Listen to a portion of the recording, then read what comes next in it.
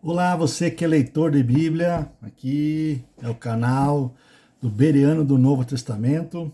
Eu já fiz uma live falando sobre Novo Testamento de N.T. Wright, né, do Thomas Nelson. E hoje eu quero, se você puder, veja aí nos vídeos anteriores, né? E hoje eu quero compartilhar um versículo que me chamou a atenção, que trata sobre o divorciado casar de novo, né? Esse é um assunto bem discutido, mas eu vou só abordar naquilo que encontrei lendo essa tradução aqui, né, de N.T. Wright. Então, antes de começar lendo por ele, vamos ver o que diz o texto em outras versões, né? Então, vamos lá. O texto que nós estamos falando é 1 Coríntios capítulo 7. Aquele lá que diz que a mulher que se divorciar não pode casar, né? E Paulo cita um exemplo assim, mas ele continua tratando o assunto. E o que nós vamos falar hoje está entre o versículo 25 e o 28, ok? Então eu vou ler aqui na Almeida Corrigida Fiel, para você ver como está escrito assim. Diz, ora, quantas virgens não têm o mandamento do Senhor? Dou, porém, o meu parecer, como quem tem alcançado misericórdia do Senhor para ser fiel. Tenho, pois, por bom causa da instante necessidade, que é bom para o homem estar assim. Estás ligado à mulher? Não busque separar-te. Está livre de mulher? Não busque mulher. Mas, se te casares, não pecas.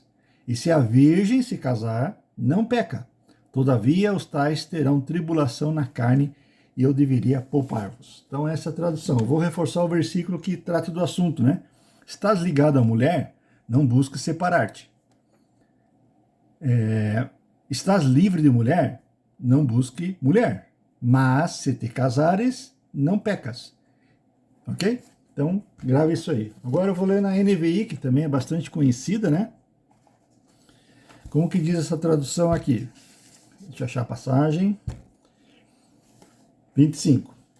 Quantas pessoas, ó, NVI, também da Thomas Nelson, né? É só o Novo Testamento. Muito boa essa edição aqui, está na lista para mim ler ela completa, né? Diz assim: quantas pessoas virgens não têm o mandamento do Senhor?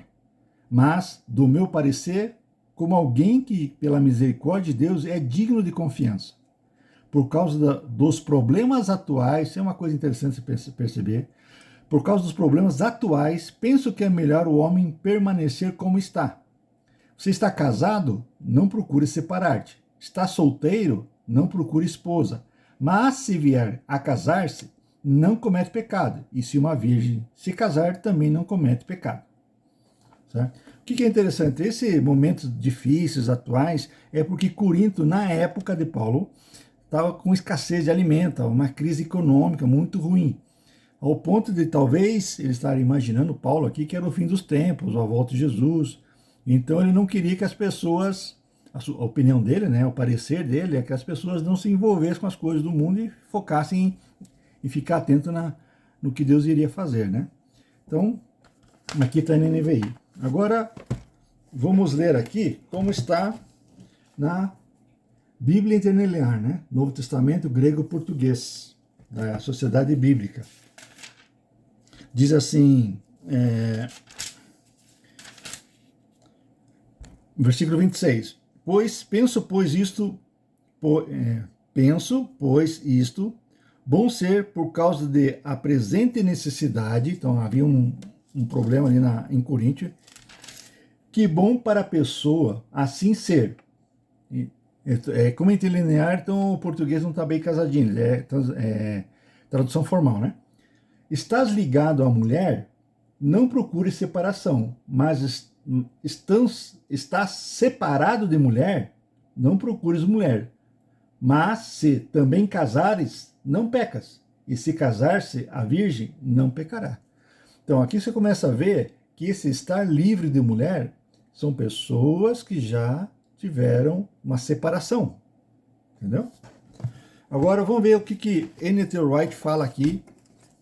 Claro, é uma tradução mais livre, né? Que eu quero passar para vocês. Versículo 26. Diz assim: então, isto é o que eu penso ser melhor. nesse exato momento, estamos vivendo um período bem difícil. Olha a tradução aqui. Por isso que Paulo dava recomendações diretas para quem está, para vários estados civis, né?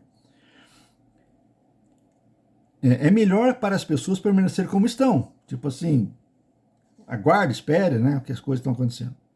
Agora ele fala, você está unido a uma esposa, não tente dissolver o casamento. Você teve seu casamento dissolvido, olha aí, não procure outra esposa.